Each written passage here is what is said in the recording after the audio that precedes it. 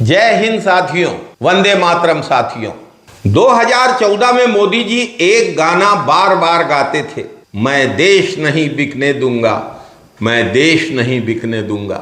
अपने हर भाषण में इसका उल्लेख करते थे। देश नहीं बिकने दूंगा, मैं देश नहीं झुकने दूंगा।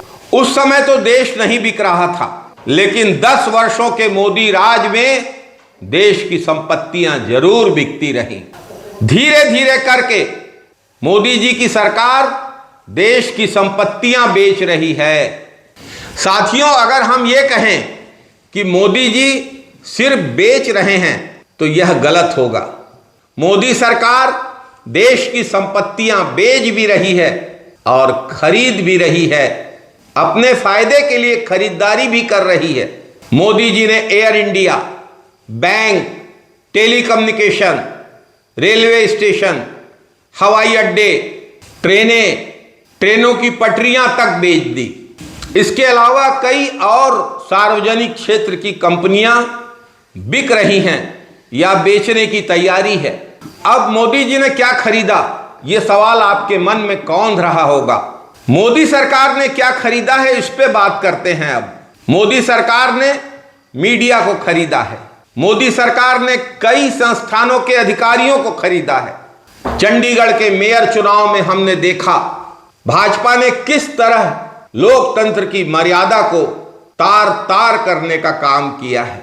साथियों, पहले मीडिया में बेरोजगारी, शिक्षा, स्वास्थ्य, महंगाई, अपराध जैसे मुद्दों पर सवाल उठते थे, सरकार को घेरा जाता था। लेकिन आज मीडिया क्या कर रही है? आज मीडिया सरकार से और सरकार के मुखिया से किस तरह के सवाल पूछ रही है, आप खुद देख लीजिए।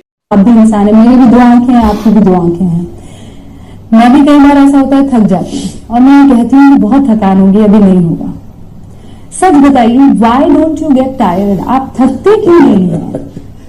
आप बहुत ज्यादा पॉजेसिव है अपनी कुर्सी को लेकर? आपको मजा आता है काम करने में या कोई टॉनिक वगैरह आप ले रहे हैं? क्या राज क्या है? मीडिया को जनहित में सवाल पूछने चाहिए। 8 महीने से लगातार जल रहे मणिपुर को लेकर सवाल पूछने चाहिए। मीडिया आज मोदी जी से पूछ रही है, मोदी जी आप थकते कैसे नहीं? आप कौन सा टॉनिक लेते हैं? आप बटुए में कितने पैसे लेकर घूमते हैं? और इससे भी शानदार सवाल, आम आप काट कर खाते हैं या चूस कर खाते हैं? हमारे प्रधानमंत्री आम खाते हैं। और अगर खाते हैं तो क्या काट के खाते हैं या ऐसे गुठली के साथ खाते हैं? बात करनी चाहिए रोटी, कपड़ा और मकान की। बात करनी चाहिए स्वास्थ्य, शिक्षा और रोजगार की। बात की जाती है धर्म की, जात की और पाकिस्तान की। अपने देश से ज्यादा चिंता इनको पाकिस्तान की है। अपने देश की महंगाई दिखती नहीं और दूसरे देश की महंगाई पर खबरें बनती हैं। मीडिया संस्थानों को और बहुत सारे पत्रकारों को खरीद लिया गया है। जो नहीं बिके उनके मीडिया संस्थानों को मोदी जी के दोस्त ने खरीद लिया। मीडिया संस्थान और उनके बहुत से पत्रकारों को खरीदने का काम हो चुका है।